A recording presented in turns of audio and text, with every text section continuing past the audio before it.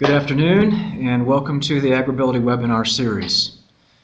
Today's presentation deals with cold work injuries in agriculture, and it is the seventh in our webinar series. The other 6 are archived on our website, and I'll mention that link in just a minute. Our presenter today is Rob Stethridge. He is the project ergonomist for the National AgrAbility Project. Before we start with our presentation, I'd just like to give you a few instructions for participating in the webinar. You will need speakers or headphones to be able to hear the presentation. If you have not checked your connection speed, you might want to do that on the meeting menu. See the path there on your screen. Again, dial-up is not recommended for these presentations. If you have questions during the presentation, please feel free to type those questions in the chat window, which is located on the lower left of your screen, and simply hit the arrow button to make those visible to our staff. If you would prefer not to see the captions, you may hide those, and that is done by going to the CC icon in the top right the captioning window. Click on that, then go to Display and choose None, and that should hide the captions. If you have any problems, technical problems during the webinar in terms of not being able to hear or see or other issues like that, please feel free to use the chat window, or you may email the address on your screen, cooke@purdue.edu. You may want to jot that down in case you have issues. At the end of our presentation, we will have 4 quick survey questions, so please stick around. Those will be given out just before the question and answer period starts. Also, this session is being recorded and will be archived on the www.agrability.org website under the online training link. For those that are not familiar with AgrAbility, it is sponsored by the USDA, and it seeks to assist farmers, ranchers, and other agricultural workers that have disabilities. Every AgrAbility project is a partnership between the land-grant University Extension Service and at least one nonprofit disability organization in the given state. Currently, there are 23 AgrAbility projects covering 25 states. There is one national AgrAbility project, which is currently housed at Purdue University's Breaking New Ground Resource Center and partners with Goodwill Industries International, the Arthritis Foundation Indiana chapter, and the University of Illinois at Urbana-Champaign. If you'd like more information about AgrAbility, please feel free to visit www.agrability.org. Now I'm going to go ahead and turn it over to Rob Stethridge for the body of our presentation, and then I will return for our poll questions at the end of the presentation.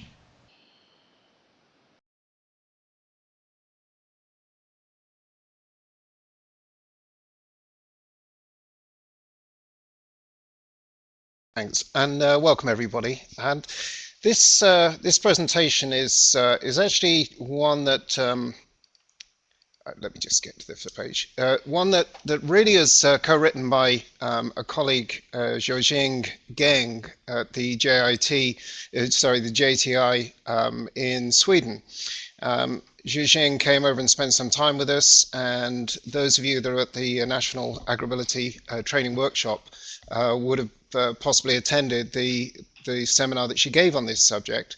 So I've included a few additional items and some additional discussion area from the original presentation that Zhojing made. So, feel free at the end of this if you have any comments or suggestions for things that maybe need to be included in any work that we're doing on addressing issues for farmers and ranchers working in cold conditions. Then we are in the process of writing some technical papers on this subject, and we will be releasing those through AgrAbility as soon as possible. Well, the problem is a lot of people work in cold weather in agriculture, particularly in the United States, but worldwide as well. And there are a lot of the states that we're all operating in. Certainly here in Indiana, it took me a long time to get used to the idea of shoveling snow, coming from a very kind of mild climate. But it's certainly a feature of farming here that work doesn't stop when the weather turns cold, and it's also a feature of the climate here that the duration of winter is somewhat unpredictable. So people can find themselves still with unfinished tasks to complete, and the weather has turned extremely cold, and those jobs still need to be done. So farmers, farm workers, ranchers are exposed to working in cold weather. There are three kind of aspects to the environmental side of agricultural work in cold weather, and this slide kind of shows them as outdoor work, or if you like, snow, wind, rain, those kind of things.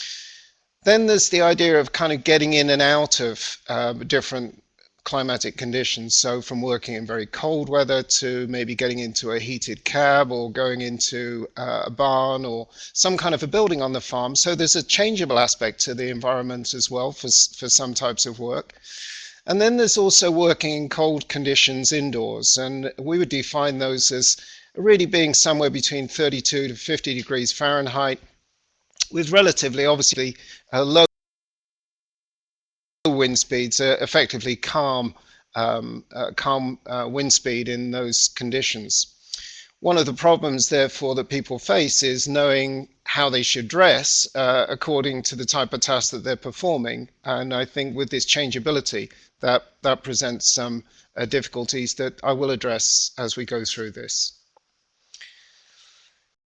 The cold effect on human beings is really caused by the need to balance we really need to maintain our body's core temperature at around 98.6 Fahrenheit.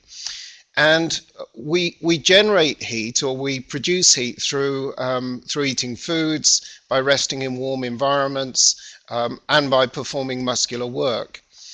On the other end of that equation, there is heat loss, and that has four main aspects to it. We can lose heat by convection, conduction, radiation, and evaporation.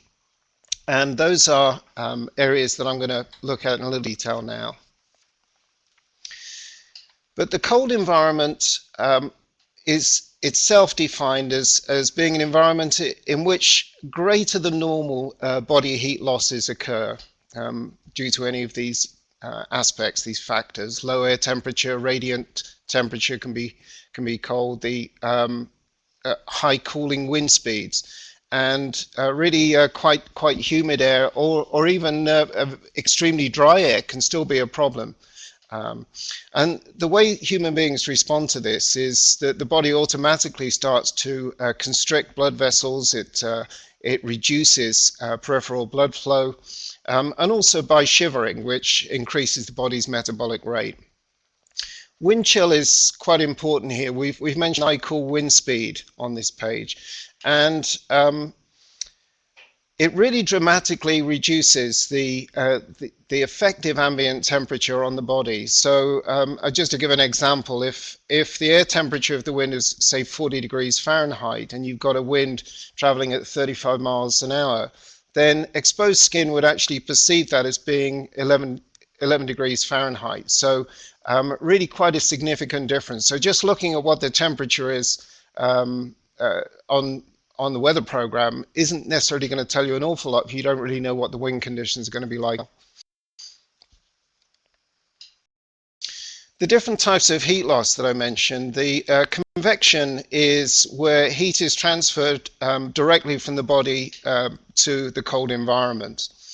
And wind obviously takes heat away from the body, so it accelerates that kind of heat loss. And between 50 and 80% of all heat is lost by this method.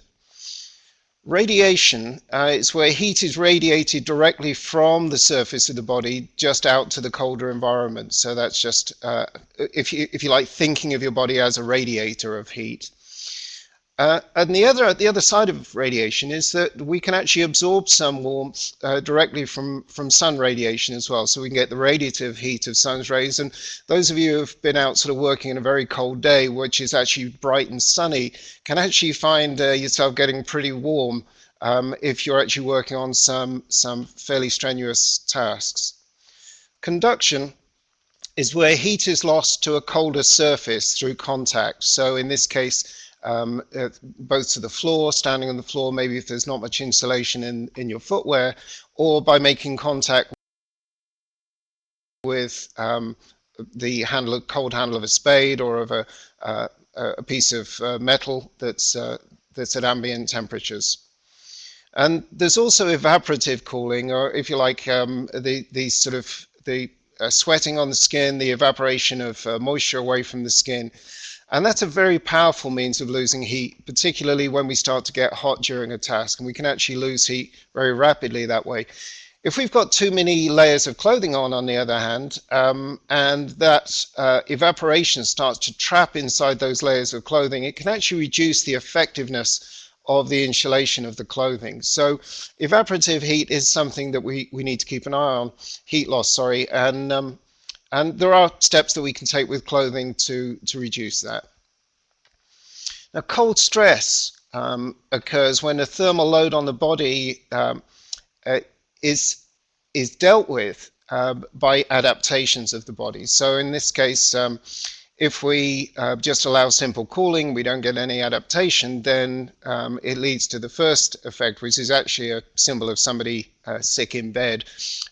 We can certainly intervene, we can protect ourselves with that, and then we feel that we're able to undertake certain tasks. And the effectiveness of the protection will decide and determine whether we actually have particular problems dealing with tasks, and whether we are actually generating enough on the heat input side to compensate for the heat loss side.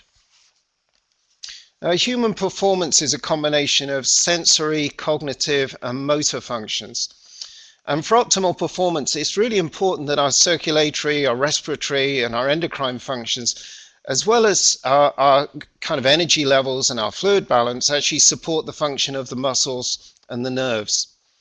The physical performance cooling effects, well, endurance can be affected, the ability to apply force and power, velocity, the speed with which we can move, and also it can start to affect our coordination as well.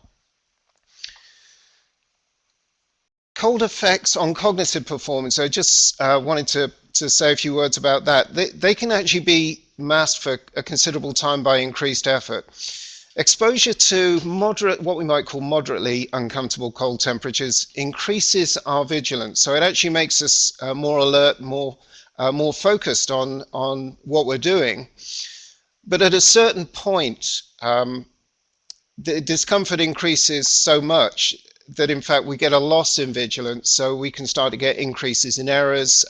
If we're working around machinery, there can be an increased risk that we'll become entangled in the machinery, or that we'll make a mistake related to the machinery. So again, just being aware that sort of getting out into some brisk cold air can kind of wake you up and suddenly make you feel much more alert. But the longer you stay out there, the more decrement that's going to have on your cognitive performance. In addition to just the effect of cold, a lot of the time we're experiencing these cold conditions in the shorter days, the winter months when the nights are long, the days are short. And many of you are aware of disorders called light affective disorder or seasonal affective disorder, which are really changes in mood and can actually lead to quite significant feelings of depression, as well as changes in cognitive and physical function. So against this background of low temperatures, there's often also the kind of compounding problem of a lot of darkness and poor light levels. This slide shows the effects on manual performance at different hand and finger skin temperatures. And when we're talking about human performance, very often the very last stage of the task is something that we perform with our hands. So that's a pretty important area for us to concentrate on maintaining temperature. Skin temperature of the fingers and hands are crucial to that kind of performance, particularly if you've got any need to work with a task that requires some dexterity. Temperatures below 59 degrees, we really start to experience quite a significant drop in dexterity. And the feeling of sensitivity, our ability to kind of feel the object that we're touching, to identify its surface, its texture, its shape, the way something is operating in our hand, actually all suffer decrements as we drop temperature of the skin and the hands. And critical skin temperature for what we call tactile sensitivity is in quite a narrow range between 43 to 46 degrees Fahrenheit, below which we really start to suffer a nerve dysfunction, a nerve impairment. Now, cooling decreases manual performance in several ways. The sensitivity, as I've mentioned, is an important part of dexterity, but severe cooling also influences us because we start shivering. So if we're doing a precision task and we are uncontrollably shivering, which is actually a sign of fairly severe excessive cooling, then those precision tasks can become extremely difficult. But it's interesting because deep body temperature or core temperature actually only has a very minor effect on manual dexterity. So what we're really looking at there is keeping the hands warm, keeping the arms warm, the fingers, to enable us to perform those kind of tasks. Now, frostbite is a serious condition where skin tissue freezes, and it can only occur if the actual air temperature is less than or equal to 32 degrees Fahrenheit. Below that level, wind chill can accelerate the process, but above 32 Fahrenheit, even if there is wind chill, frostbite doesn't occur. Contacting extremely cold surfaces like cold metal handles, getting a hold of a galvanized bucket or something of that kind can rapidly cause frostbite to directly exposed skin. And it's mainly the extremities that are affected, the ears, cheeks, the nose, hands, and feet are the main injury sites. You should really make yourself familiar with the signs and symptoms, which the CDC covers very well. But just in brief, the early symptoms start with pain or prickling, progressing to numbness. Then the skin starts to get a kind of pale, hard, waxy appearance. You can get flushing from blood rushing into the area when it's rewarmed. So when somebody moves into a warm area, you can get a sudden feeling of flushing, but also a real brightening of the skin. And then a burning sensation and swelling from the collected fluid in the skin that can actually last for weeks. And in advanced cases, as you can see here, these very sort of scabby black crusts can develop, and they can develop actually several weeks after exposure. It's interesting that the victim is often not aware of frostbite because the tissues go numb before the frostbite has fully taken place. And the most common late symptoms of frostbite are a local hypersensitivity to cold and pain in the injured areas. So it actually makes it very difficult for somebody to function in low temperatures afterwards. And they actually have been estimated to affect people's capacity for occupational activities in about between 13 and 43% of cases, depending on the nature of the work and the extent of the injury. Now, hypothermia is where the body temperature falls to below 95 degrees Fahrenheit due to prolonged exposure to cold and damp conditions. And most cases of hypothermia occur in air temperatures between 30 and 50 Fahrenheit, although it can occur in air temperature as high as 65 if the clothing is wet in particular, and in water temperatures up to 72 degrees Fahrenheit. Again, there's a complete list of hypothermia symptoms, but effectively the signs that you would expect to be seeing are shivering, feeling cold, feeling exhausted, lethargic, apathetic, confusion, exhibiting confusion, not being able to do simple tasks with your hands. Rapid increase in heart rate, memory loss, delirium, feeling very sleepy. And if the body temperature falls below 82.4 degrees Fahrenheit, then a coma, ventricular fibrillation, and the sufferer may actually appear to be dead. So the key thing is that once hypothermia sets in, people's confusion can mean that they actually continue to function as if they weren't cold. And so it's a very dangerous situation. So one of the things that we really need to look at there is really getting out there the information on those early signs and symptoms before confusion sets in. Non-freezing cold injuries. Well, prolonged exposure to cold and wet conditions above freezing, this is, so 32 to 39 Fahrenheit, particularly with immobilization, so really a relatively immobile task, a fixed posture task, causes what's called venous stagnation. And it almost always affects the legs and the feet. When it affects the feet, it's called trench foot. Excuse me, I've got a bit of a cough. And these injuries are much more likely if the limbs are wet and if the subject is dehydrated, if they're malnourished, if they're suffering an illness or in poor physical condition. But they often do develop into very serious problems. The signs of non-freezing cold injuries are actually quite vague and quite hard to spot initially, but the general symptoms would be obviously a feeling of cold. The affected tissues can be sort of swelling and blotchy pink or purple color. And with the feet, very often they can actually look quite blanched or feel heavy or kind of numb or like kind of blocks of wood. There's no satisfactory long-term treatment for NFCI, and they can include the symptoms of this can actually include chronic damage to muscles, nerves, cartilage, and bone. The first aid both for NFCI and for frostbite includes moving the person to a warm area, treating the affected part with warm water, and this is in the range 102 degrees to 110 degrees Fahrenheit, or by applying warm packs, but really nothing excessively hot. They certainly would need some to rest for a considerable period in a warm area, preferably bed rest, to aid circulation. And goes without saying, I think, to get medical assistance as soon as you possibly can.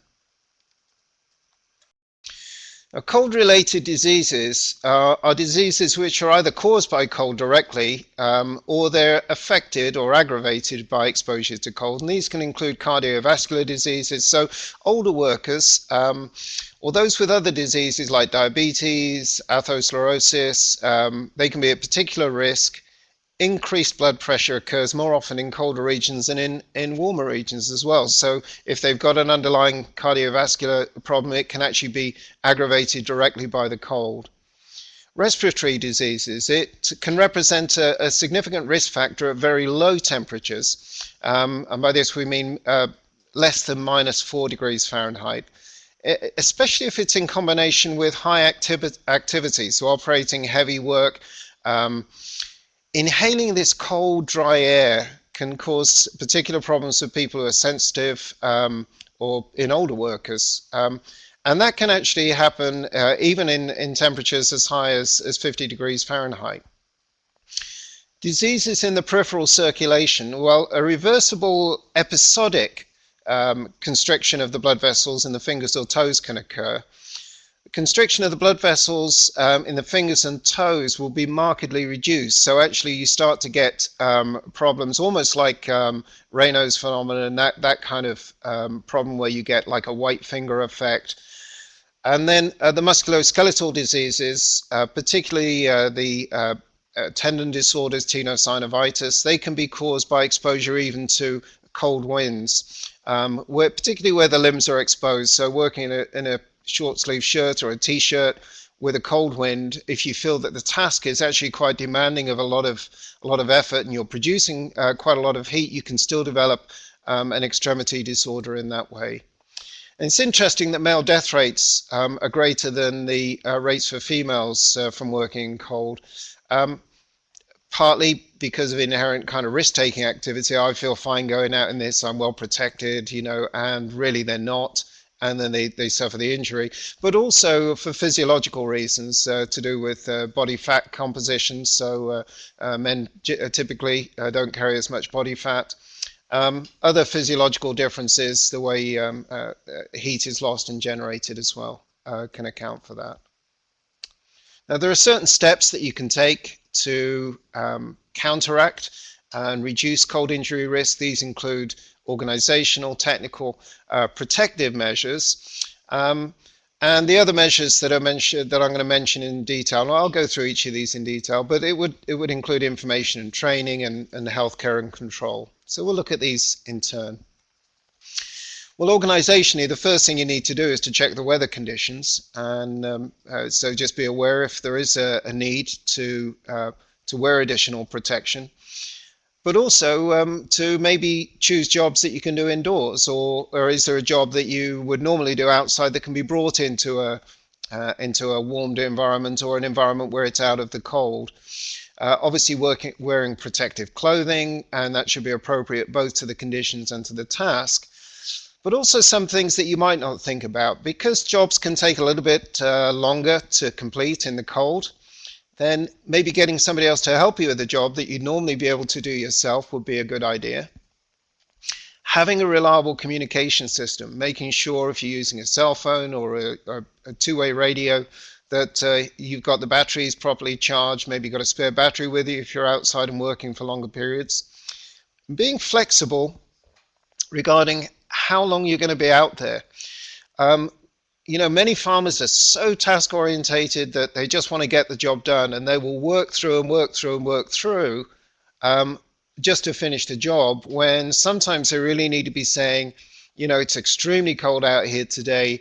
I'm going to need to take some warm breaks, maybe get into a cab of a heated cab of a vehicle, or maybe go into a warmed environment, allow themselves to recover before returning out to complete the task. And during that time, taking hot drinks, having warm food are very, very helpful, because remember, they're at the other end of the heat equation, so that we can actually start to generate more heat that way. But certainly once you've been exposed to very low temperature working conditions, really allowing yourself plenty of time to regain exposure.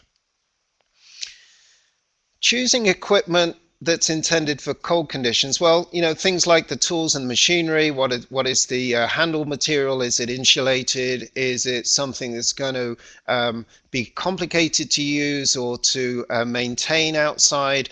Is it something where really, we need to be taking additional steps, maybe wrapping handles, that kind of thing.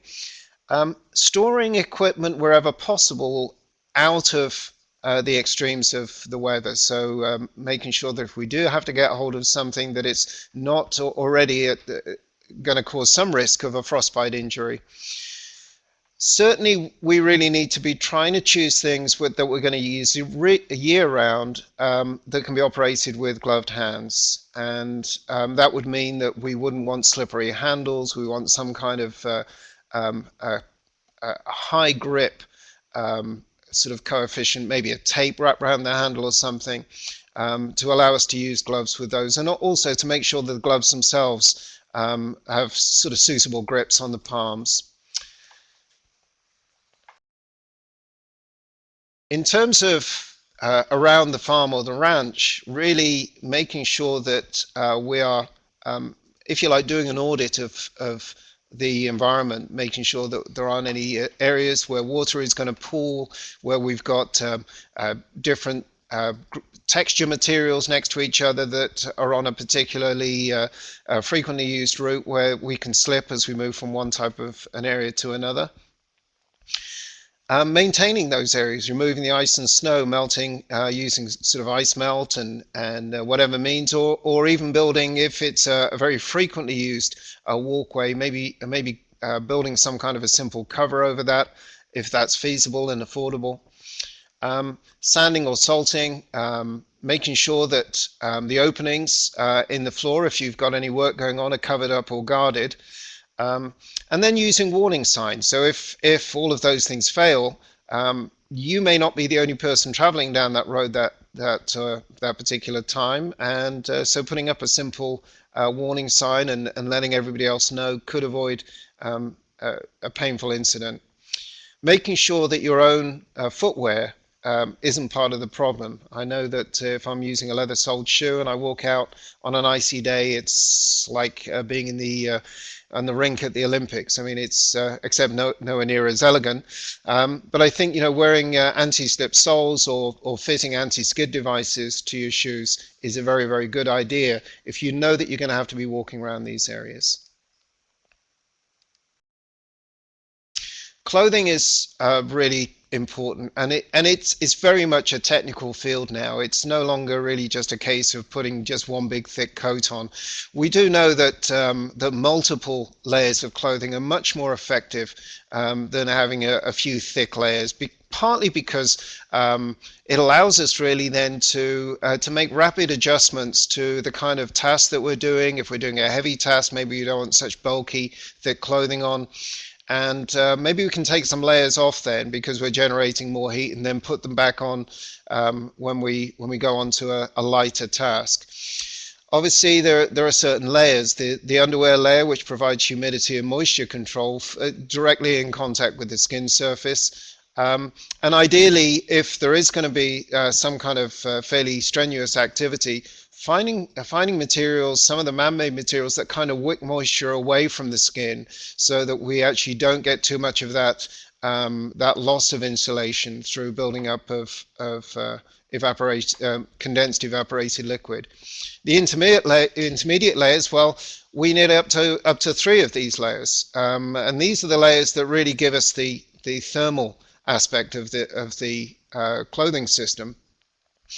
Again, depending on the environmental conditions, maybe you only want 1 or 2, but you really need to know about those conditions before you go out, and maybe take some additional layers with you just in case of a sudden change in conditions. Outerwear, the real job of outerwear is to block the wind and block the water. Dust and other factors, yeah, that can be an issue, but really we're talking here about wind chill and water getting in. Remember the non-freezing cold injuries. Those kind of issues are really made a lot worse if the limbs get wet. So keeping dry is very important. And it's also important to remember that what feels good as a single layer, you put another layer with it, and there can be a lot of friction between those layers. So just maybe try things out before you get into the winter months and say, these are going to be the kind of things that I know works well. I can move freely in them, and they're still going to give me good insulation characteristics. So don't be afraid to kind of evaluate clothing. And I think it's something that maybe we all need to do, rather than just assuming that 2 things are going to work together. Now this graph shows the time limits, just some examples here, for light and moderate work with a couple of different insulation levels of clothing. The insulation levels are given by the CLO number or the CLO number, 2.5 and 3.5. And this one kind of indicates that, for example, with an ambient temperature of around 14 degrees, you'd expect with insulation of about 2.5 CLO to be able to work on light work for about an hour. But for kind of heavier work, you can actually work a little bit longer because you're generating that much more heat. So that's just how useful you'll find that, I think, only becomes clear when you start to look at the next slide, which is the basic insulation value of clothing. Okay, so really what this is talking about is the typical CLO value for these what they call 3-layer ensembles. So we might note that the Arctic clothing system, for example, typically has a CLO rating of between 3 and 4.5, and you would get that with something like the undershirt, underpants, the insulated trousers, insulated jacket, the over trousers, and the parka with a lining, socks, shoes, hat, and mittens. So that's a pretty well kind of a pretty well insulated person working with that kind of a setup. And right at the extreme, obviously, wearing a parka with a thick lining. So again, just increasing the actual insulating layer itself is how you would get those increases in insulation. Protecting the extremities is extremely important, and up to 40% of the body heat can be lost if the head is exposed. And it's really important that you are able to adjust your headgear. Now, with the kind of second hat down there, the kind of like almost like a simple beanie kind of wool cap. The neat thing about that is you can just roll it up or down a bit. You can bring it over your ears. You can take it above your ears. So those work fairly well. But I have to say, depending on the lining, they don't necessarily have an awful lot of wind insulation. So you've got to watch for that as well. The hat at the top has good wind insulation, that kind of thing. You can pull the earmuffs down. You can tie the earmuffs up across the top of the hat. So that can be pretty flexible as well. And then if you're really going to be out in quite extreme conditions, then you might also want to combine these. If it's extremely cold, you might need something like that hat on the top and then a balaclava underneath it. But that really is protecting the skin quite well. The important thing if you're going to start wearing headgear is that you don't want to lose sight of the environment around you or the task that you're performing, because that can obviously lead to additional hazards. So make sure that your visibility isn't impaired by the headgear. The selection of gloves or mittens isn't something to take lightly. Both forms of handwear can actually reduce the wearer's ability to perform tasks that require dexterity and tactile sensitivity. So really looking for things that have slip-resistant palms and finger pads is really useful when you're looking at gloves. Otherwise, what you're going to find is if you've got a slippery material, you're going to have to squeeze a lot harder to stop the object from kind of sliding around in your hand. Mittens are great, fantastic thermal protection, but you really need to make sure that you're not going to be doing a job that requires a lot of dexterity.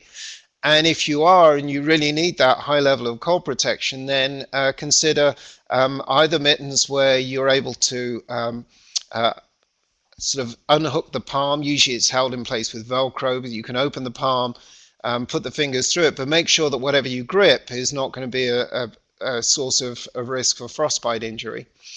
And then on the final really best advice for these very cold conditions would be the double glove.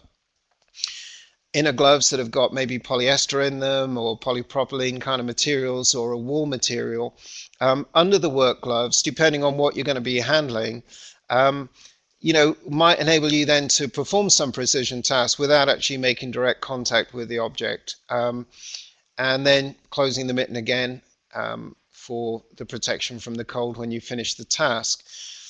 If you're going to be handling materials that can kind of tear into the hands or tear into gloves, then again, you've really got to make that outer layer safety gloves. They've got to be tear resistant, or certainly if you're going to be handling chemicals, they've got to resist the chemicals as well.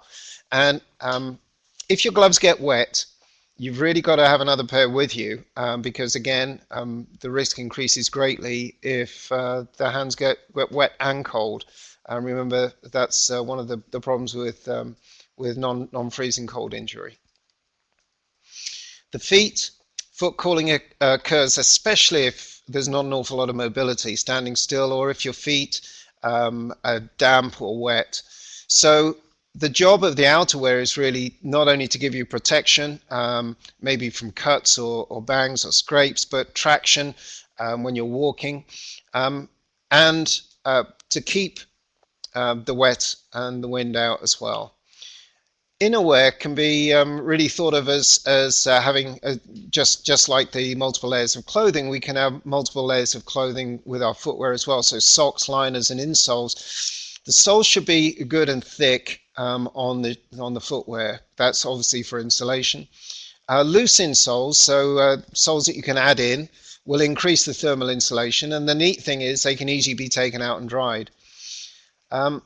Remove footwear during breaks to allow the footwear to dry and for your feet to breathe and for the evaporation to occur and for your feet to get dry before you start to put your footwear back on.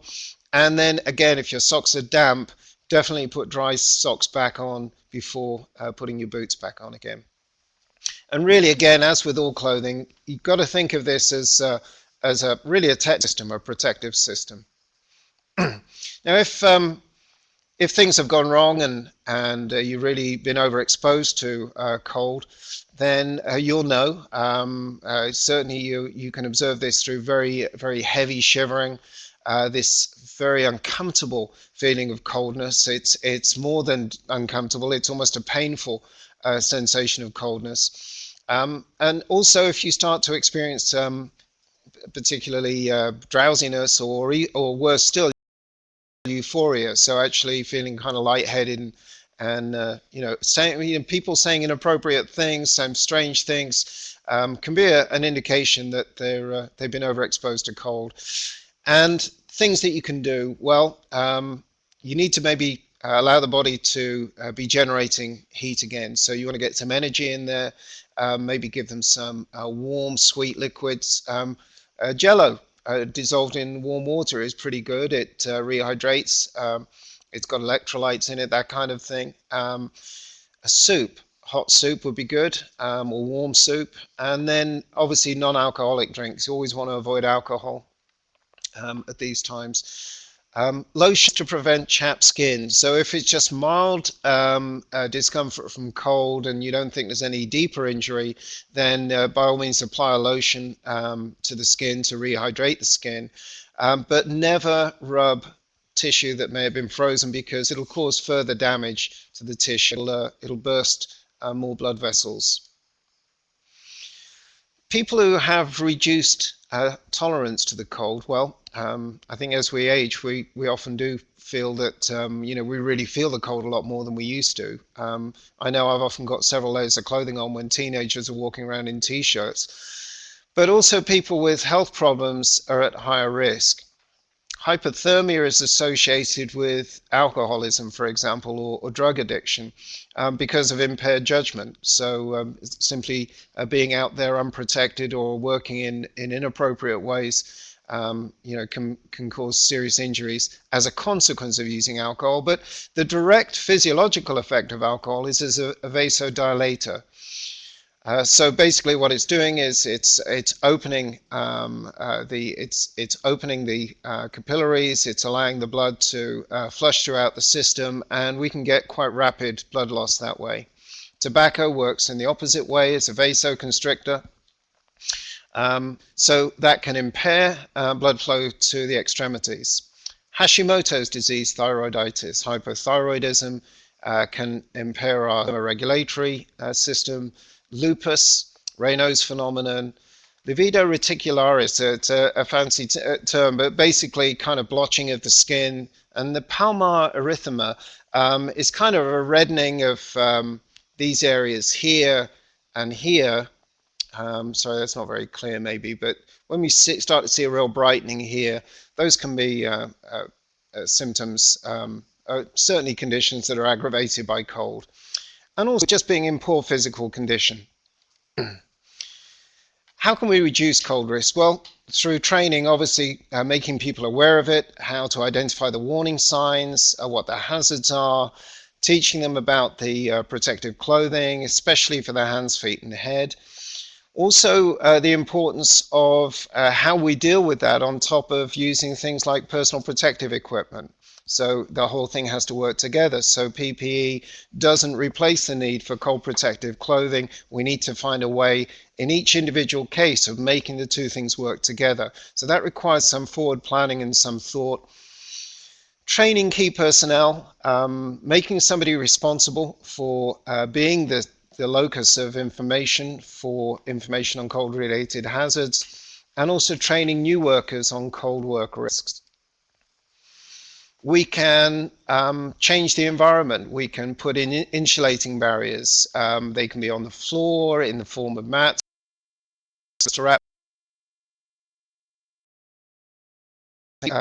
wrapping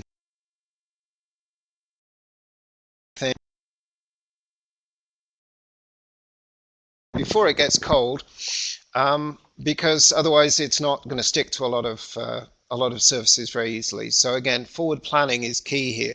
So do an audit of the farm or ranch, and then decide what you're going to resolve. Other ways that you can actually generate heat, well, you can use the various types of gel-filled pads, and they can provide relief for the extremities, both for the hands and the feet.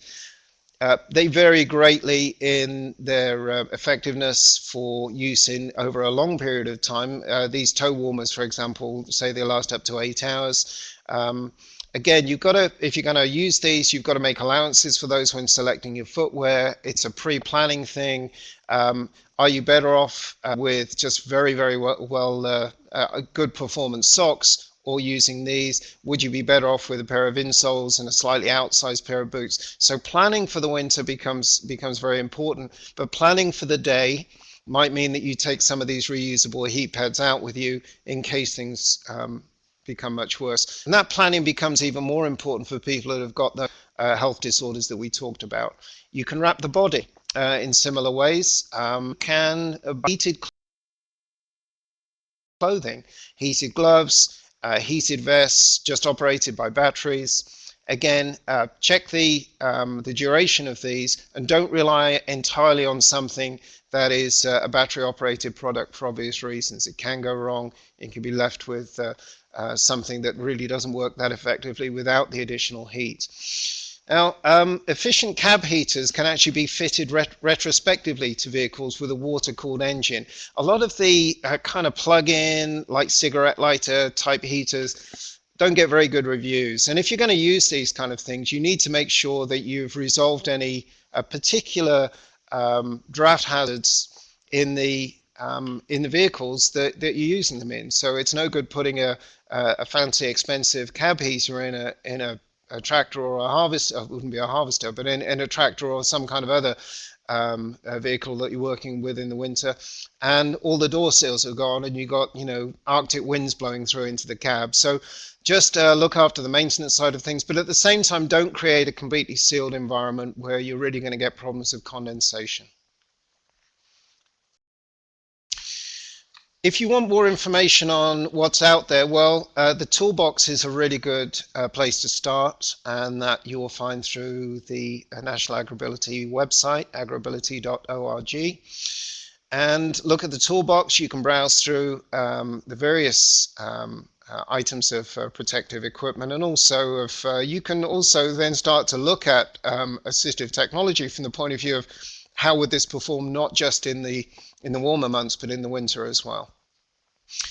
NIOSH has, the CDC through its NIOSH site has extremely good information on cold stress, and I've given the web address there. And there's a very interesting overview of this topic out of Princeton by a chap called Curtis. And that's Outdoor Action Guide to Hypothermia and Cold Weather Injuries. And I found that an extremely useful and detailed read, much more detailed than we have time to go through in this short webinar.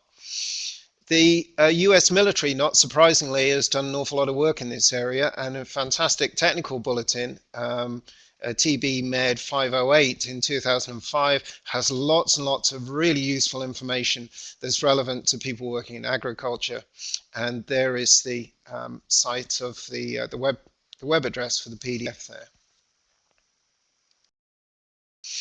There is a tool available, which is a free tool that you can use to calculate the insulation requirements in cold environments. Remember, I talked before about the CLO rating.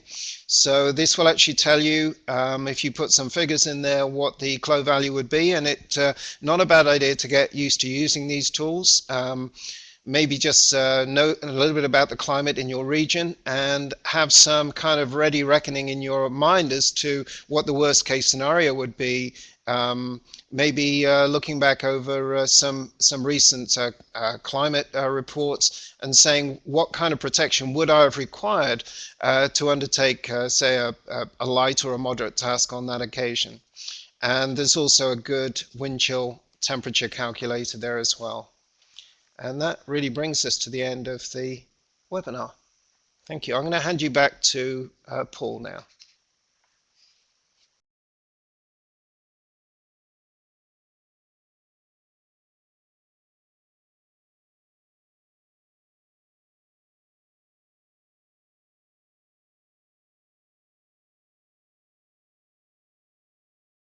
Thanks very much, Rob, for that presentation. And I would just, again, invite you to type any questions you might have for Rob in the chat window in the lower left part of your screen. Also, if you don't get your questions answered today, or if you come up with questions later on, feel free to email us at agrability@agrability.org, the same address that you used to register for the webinar. I'd like to get back to you on any questions that come up later. I'd like to go ahead and give our poll questions while we're paused here. So if you could give us your feedback on these areas, we'd appreciate it. First question involves basically your affiliation, professional affiliation. So if you could go ahead and respond to this question in terms of what type of organization you work with. And you may work with multiple organizations, so please pick the one that best fits your work situation. We'd appreciate that. And I'll broadcast those results here in just a second.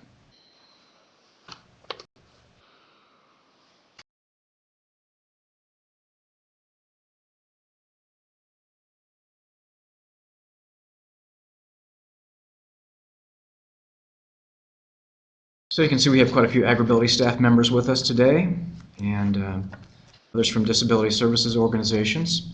So thank you very much for your input on that. Our second poll question deals with the information that was presented today.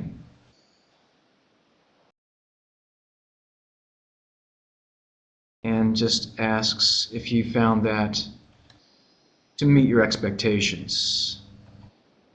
So we'll open that and I will broadcast the results in just a few minutes, a few seconds I should say.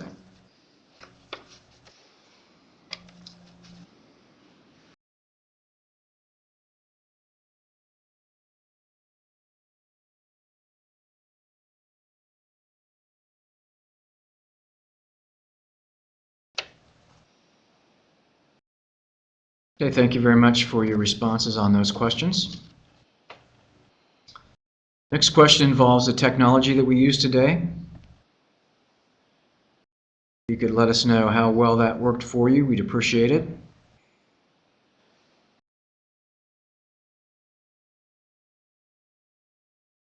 So if you could tell us if the technology was usable and effective for you. And again, we'll broadcast the poll results in just a few seconds.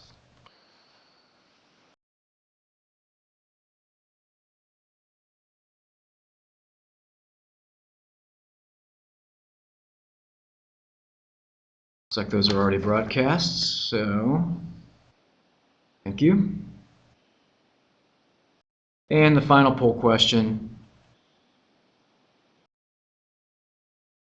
based on today's session, would you attend another webinar in this series?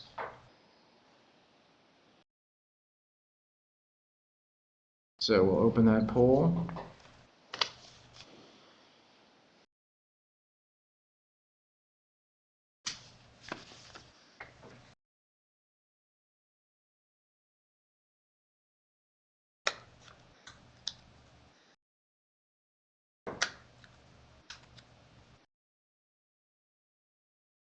And there's our results. Again, if you have other comments or questions about the webinar, please feel free to email us and use the agrability@agrability.org email address. I'll turn things back over to Rob and see if we have some questions that he can respond to now. Thank you.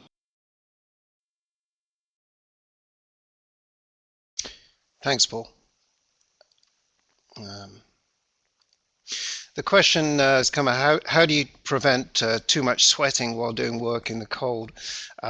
Well, it's really going to be a matter of kind of planning what you're going to wear more than anything else. Well, there are several ways you can do it. You can certainly be looking at having multiple layers of clothing where you can remove an outer layer, presumably, or if it's a dry condition. If it's a wet condition, then remove an inner layer.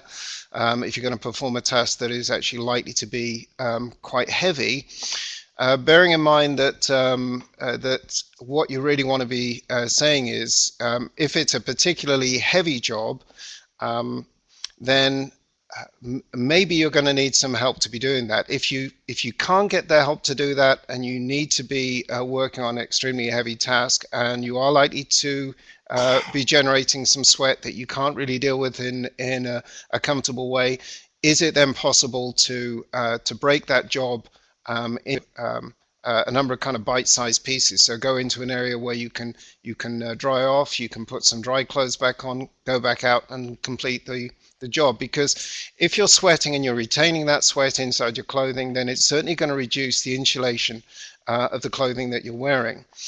Again, a lot of it comes down to choosing the solution that is appropriate to the task. So if you're actually going to wear big, heavy, bulky clothing, then sweating is certainly likely to be a factor in excessive heat loss.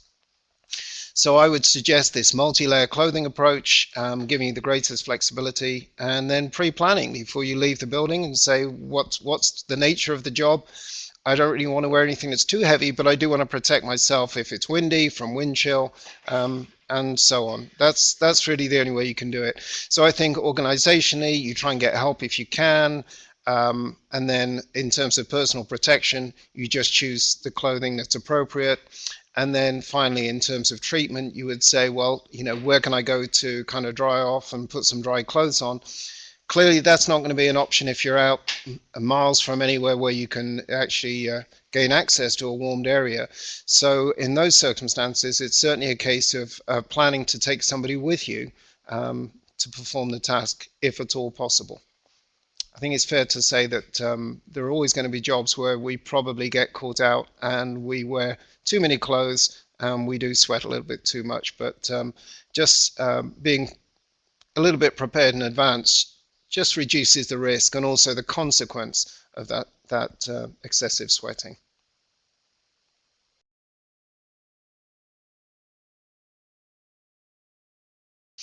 There's a question, are there any exercises you recommend to keep the hands and feet warm during cold work?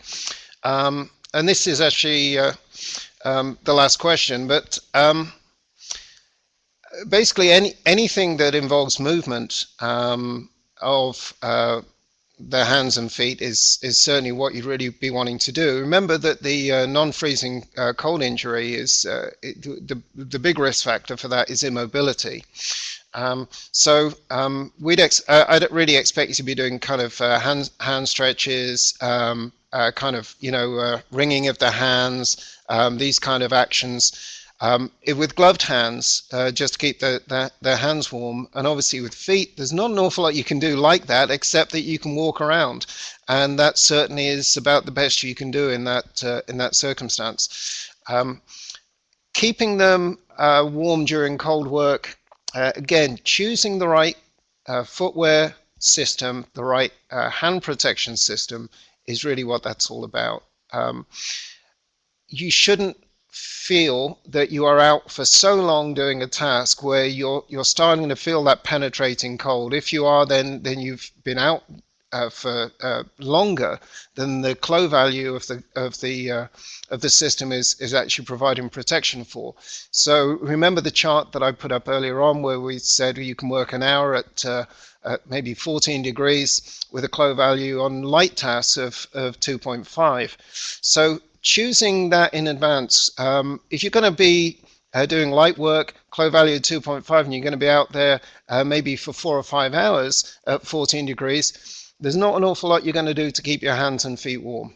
And those exercises aren't really going to cut it. You need to protect the hands and the feet using appropriate insulation. Okay, thank you very much for joining us, and if you have any questions, as always, feel free to write to us, write directly to me, Rob Stuthridge, at the AgrAbility team. I will answer any questions and actually share those with the ergonomics community of interest, which you're welcome to to join at any time as well. If you want to find out more about that, then contact me over that as well. Thank you very much and have a good day.